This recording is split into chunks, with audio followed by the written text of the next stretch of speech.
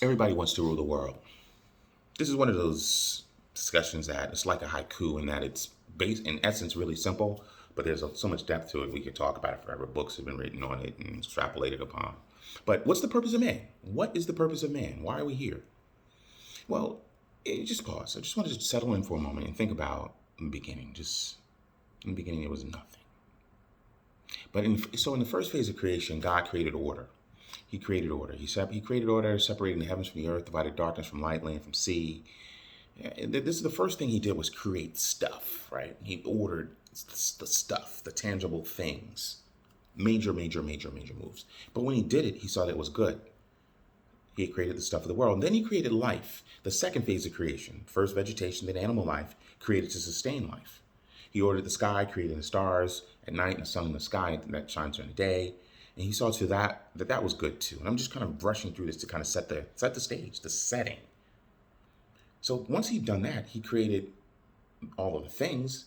Then he created life, birds, beasts, and whales, air, land, and sea animals. Got them going, flowing, they were multiplying, and he said that these two were good. And by saying by they were good, they were working in order in the form in which he wanted them to be. In their perfect, unadulterated state, they were beautiful and they were good. From angels to ants to atoms, shining, flowing, blowing, glistening, moving, multiplying. But God was not satisfied with his creation at this point. His creation wasn't complete. Something was missing. Like any creation created by a master, the universe reflected its creator's genius, but it did not capture his image. It did not capture the creator's image. The marvel of the sky, the majesty of the mountains, the massiveness of the sea, none of them compare to the likeness of God. So he created man. Genesis 1:26 says, on the sixth day, he said to himself, let us, say this the third time, let us create man in an image after our likeness. This would be his masterpiece. This creation in his image. I think people stray too far from this text when trying to understand or capture why God created us. It's laid out for us pretty specifically, starting with the story in Genesis, the creation story, and then it's extrapolated upon us, exemplified throughout the rest of the biblical text. It's pretty simple why we're created. We miss the simple, beautiful, powerful reason for our existence. He wanted a creation that resembled him. But why is this even important? Let's start. Why are we even addressing this question? There was this former newscaster, this local newscaster that said, "There's no greater gift than to honor your life's calling. It's why you were born, and how you become most truly alive." That newscaster was Oprah Winfrey. And if you know your why, if you understand your why, you find focus, you find passion, you're more impactful, you live with integrity, more trusting of yourself, more trusting of others. You understand your purpose. It'll help you stay away from the ridiculous. You should be more consistently kind, confident, most of all, more Christ-like. So if you stop right here, if you just take note, if you don't watch any further on this, just note that we were created to reflect God's image. Now, God is spirit. So we are to shine his spirit onto everything we interact with. Everything, everyone, everywhere. And we're to have dominion over all of living kind. In other words, we're to enjoy, protect, and preserve all living creatures. So let us create man in our image. The Imago Dei is what it's known as, the image of God. He already made the leap from creating things, the elements, to creating life like trees, lions, and whales. Now, a leap had to be made from living kinds to mankind. And you can't make either of those leaps without some sort of divine interjection. No science has ever been able to explain that. There's a difference between creating a diamond, which is strong and beautiful, and creating a bird which moves, which adapts to its environments, which reproduces and grows. A divine act introducing the new element of life into creation of existing elements. That was the first leap. But again, the second leap, going from just animal kind to mankind, What's the difference? What's the difference between mankind and animal kind? Well, drawing on 2 decades, 20 years of research on apes, children, and the human progression, Thomas Suddendorf, he is apparently some very esteemed Australian scientist, surveyed the abilities most often cited as uniquely human. And what are they? They're language, intelligence, morality, culture, theory of mind, mental time travel. And he finds that two traits account for most of the ways in which our minds appear so distinct, namely our open ended ability to imagine and reflect on scenarios. That's one, our open ended ability to imagine and reflect on scenarios. And number two, our insatiable drive to do what? To link our minds together. Hence the success of social media. Whether we condemn it or want to be, or not, or we want to be a part of it, we have this insatiable need to link our minds together. Humans don't just do that by plain old communication. Animals communicate, but we use expressive, high level, complex languages. We have memories which allow we have memories which allow for mental time travel. We reflect. We inject sociality into mind reading, problem solving into abstract reasoning, traditions into culture, and empathy into morality. We pass knowledge on to preserve and share our culture for future generations. We're aware of not just what we see and touch, and not just the things we do out of habit, but our minds have spawned civilizations, technologies that have changed the face of the earth. Whereas even our closest animal relatives sit unobtrusively in their dwindling habitats. Though animals may think and communicate, we differ from them in major degrees. Mankind is not the only being that kills its own, but we're the only kind that can do such things on a grand scale. Think Hiroshima and Nagasaki. Though my dog may plan for the near future, just from minutes from now he may start wailing that it's meal time or that it's time for take a walk. But is he planning my kids' education or writing a message on how humans may affect the animal kingdom in 20 years? No. Our mental navigation forward, backwards through time, and our position therein is in aggregate is a reflection of God. Our realization of our position and our ability to acknowledge and communicate it in writing and orally reflects God. Though my dog may jump up and down for a treat and jump into someone's lap, I've never seen him express gratitude, let alone pray. Again, ultimate reflections of God. Because we were created in God's image, we are conscious, we think. We don't just do math and addition or multiplication or division, computative exercises, science study, organize stuff, fix stuff. We do art.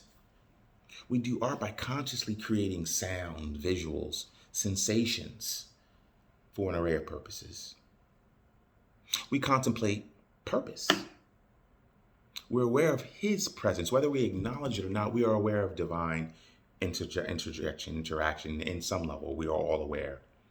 Nothing else in creation has all of these capabilities. Nothing else has these capacities. And we are to do these things. We're to exhibit and to demonstrate these faculties, these capabilities, in a manner that glorifies God. It is the Imago Dei, the image of God that separates the fish, the birds, and the beasts from Billy, Bob, Barbara, and Bart. Though all of creation reflects God's creativeness, it's not until He created man that He created something in His image. God created man from the dust of the ground and breathed into his nostrils the breath of life, and the man became a living being. So the dust from the ground. Now, I don't know about you, but I don't think that the dirt is in God's likeness or is alive, right? But He breathed life into man. And what happened? Man came alive. Man had a physical body made of the substances of the earth, which is scientifically true. You pick up dirt, it has the same constituents as our bodies. But He picked up this dirt and He breathed life into man. Man without God's breath is a puppet. Man with God's breath is Pinocchio, animated and full of life, dancing in the streets. The breath of life, Yeah, it is the life and power God gave man, which makes him different than everything else. This breath is God's spirit. God breathed his spirit into man, into every man thereafter. Every man has the breath of life within him. Every man. It is this spirit in us that is in his likeness. It is this spirit that can move our minds, which is his image. No matter how cute, though, you may think you are, we shine God's glory. We all can shine God's glory, but not an image of him in a physical form. I mean, the Bible tells us, for although God's glory shines forth in the outer man, there's no doubt that the proper seat of his image is in our soul. God breathed his spirit into man into nothing else. And his spirit, it is his spirit that we carry that allows us to have high level of communication with one another, with everything around us. But most importantly, it's this spirit that allows us to communicate with him. So why were we created? Why are we created? Let us create man in our image. Images, likeness. Think of this. In an effort to stump Jesus, the Pharisees, the religious leaders of the day, came to him about paying taxes and asked him, hey, is it legal to pay taxes? And, in their efforts to stump Jesus, Jesus just sent them rolling. He said, show me the coin that you use for this tax. And they brought him a denarius, the coin of the day. And Jesus said to them, whose likeness? Whose likeness and inscription is this? And they said, it's Caesar's. Then he said to them, therefore, give to Caesar what is Caesar's. But he didn't just stop there.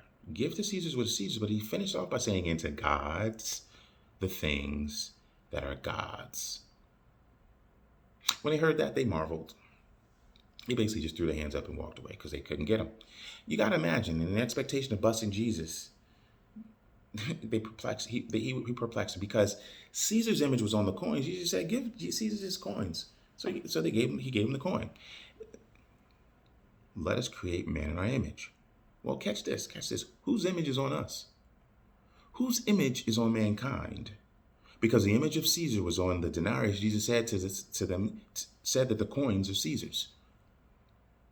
Well, because God's image is on us, aren't we his?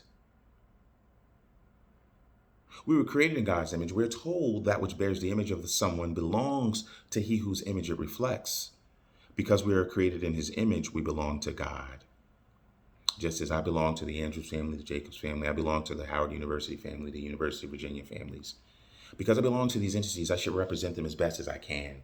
I should contribute to them. I should interact with them. I should represent them. I should be an ambassador, in essence, right? But in order to be a good ambassador, I need to know. I need to know what I'm representing. I have to act, in order to act right on its behalf, I have to know what I'm representing, right? So what do we know about God? What are we supposed to be representing? What image are we supposed to be reflecting? Well, what do we know about God? We know he created us to multiply. We know this because he said it. Once he created man in Genesis 1:27, in verse 28, he says, bless them. And he said, be fruitful and increase in number. Fill the earth and subdue it. Rule over the fish of the sea and the birds in the sky and over every living creature that moves on ground. Then he ordered the same to Adam. This is when he ordered it to Adam, but he ordered the same to Noah and to Abraham. And Jesus told his disciples, be fruitful and multiply. He is pretty explicit. He created man in his likeness and his spirit to be fruitful and multiply, right? I keep saying it because this is our purpose. Our purpose was to reflect God and to be fruitful and multiply. I mean, that's it. Like, I could stop there. I could have said, today's discussion is, what is the purpose of man? It's to reflect God's image and to be fruitful and multiply. Thank you very much. To the end. Because whether we're saying make disciples, go forth and make disciples, shine as light, be fruitful and multiply, there are a number of different ways the Bible says it, but they're all the same thing. We are created in his image to reflect him. We're to reflect him to the rest of his creation and to rule over it. But in ruling over it, we're supposed to reflect God's creation. We reflect him to each other by loving one another. We reflect him. We reflect his image, this image that he put in us, back to him by praising him, by worshiping him, by relating to him, relating with him. Again, he's pretty explicit. Jesus told us that we love God and love one another by doing what? By doing what we're told by loving God and loving one another. If the Bible had a subtitle, it would be the love of God. Love God and love one another. Jesus said that if we love God and love one another, we'd be living in accordance to all of the prophecies and the laws. He created us to love. Quick aside, the sun shines all the time. The moon reflects the sun's shine all the time. We only see it at night, though, when it's dark. So, I mean, yes, we're supposed to shine God's light in good times and bad, but it's most needed when it's dark. I digress, though. The answer to why God created us is not complicated, but it may be hard for some people to accept it, and that's the problem. If you struggle with understanding why God created us, the simple answer is to reflect Him to the world, to relate, to create, to love Him, love our neighbor. If you struggle with this understanding, this is an invitation for you to get to know Him, to get to know your Creator, your Sustainer, whom you were created to be like. The two facts that come out of Genesis 1:26 are this. It's that we possess God's image and we are to have dominion over all creatures. Mankind was set up as the ruler of the world. In its dominion, God ordered man to be fruitful and multiply and to replenish the earth. In other words, continue to do the work that God created. We were created in His likeness so that we could rule in His way. So what does that mean for you? Yeah, we're told in Genesis about God's creation of man. But Jesus said, I've come that they may have life and have it to the full. John 10:10, Gospel of John 10:10. A full life is logically one that has meaning and purpose. We'll address the specific individual question of your personal creation at another time. But if you want to know why you exist, get to know God. Get to know Him through prayer, Bible study, fellowship, worship. Delight yourself in the Lord and He will give your heart's desires. He will help you to know who you are and why you are here. Why is it important to know your purpose? To my 80s rock knowledgeables, there is a reason everybody wants to rule the world. We were created in His image to do just that. So I ask, why was man created? We are here to reflect God and rule.